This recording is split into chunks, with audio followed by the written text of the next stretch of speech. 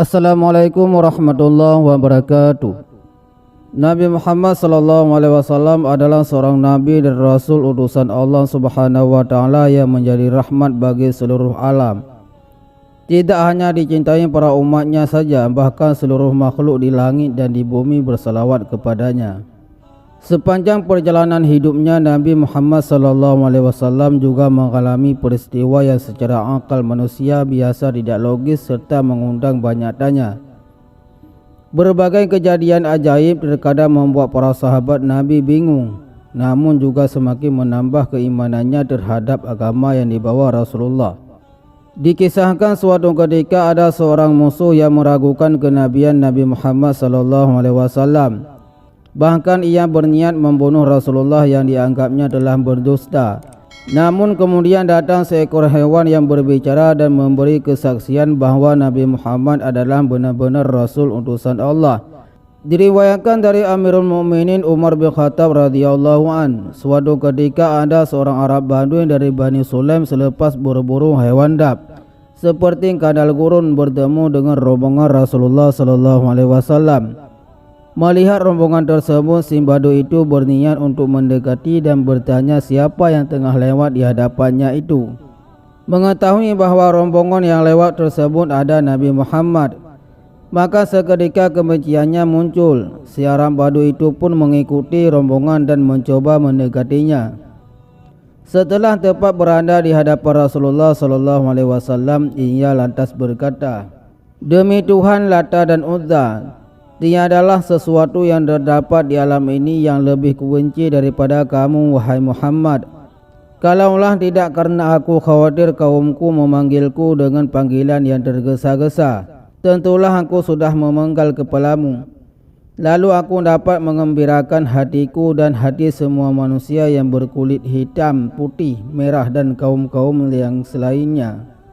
Mendengar perkataan itu, Sayyidina Umar bin Khattab sangat marah. Ia bahkan mau mencabut pedang dan ingin membunuh Arab Badui tersebut. "Wahai Nabi, biarlah saya mengakhiri hidupnya." Namun Nabi SAW lantas meredakan amarah Umar. "Wahai Umar, tidakkah engkau tahu bahawa orang yang lemah lembut itu hampir diangkat menjadi Nabi?" Kemudian dengan bijaksana Nabi Muhammad SAW bertanya tentang alasan tersebut membencinya. "Apa yang menyebabkan engkau berkata demikian? Sepatutnya engkau menghormatiku dalam penghimpunan bersama sahabatku." Akan tetapi Arab Badui itu justru semakin tidak mau mengalah. Ia malah berkata bahawa dirinya tidak akan beriman kepada Nabi Muhammad sebelum hewan dap hasil berburunya itu juga beriman kepada Nabi. Seketika itu juga ia melemparkan binatang dap tersebut ke hadapan Nabi. Namun Rasulullah SAW tetap menanggapinya dengan halus. Beliau lalu memanggil biawak padang pasir tersebut. Dan ajaibnya biawak ini bisa menjawab panggilan Nabi dalam bahasa Arab layaknya manusia yang berbicara. "Iya, wahai sang Nabi utusan Allah." Nabi bertanya kepada, "Siapakah engkau beriman?" Jawab biawak itu, "Aku beriman kepada Tuhan yang arasnya berada di langit, kekuasaannya yang ada di bumi itu atas kekuasaannya, di lautan itu anugerah jalannya, di surga itu rahmatnya, dan di neraka itu azabnya." Nabi Muhammad SAW lalu kembali bertanya, "Aku ini siapa, wahai biawak?" Biawak itu kemudian menjawab, "Tuhan adalah utusan Allah yang memiliki sekalian alam. Amatlah beruntung orang yang menyokong perjuangan Tuhan, dan binasalah orang yang mendustakan Tuhan."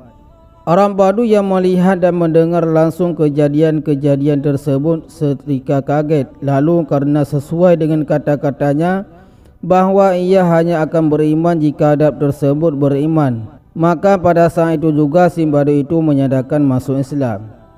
"Wahai Muhammad, sebelum ini engkau merupakan orang yang paling aku benci, tetapi hari ini engkaulah orang yang paling aku kasihi. Lebih aku kasihi daripada bapa dan diriku sendiri. Semoga engkau kasihi zahir dan batinku. Amin ya rabbal alamin." Assalamualaikum warahmatullahi wabarakatuh.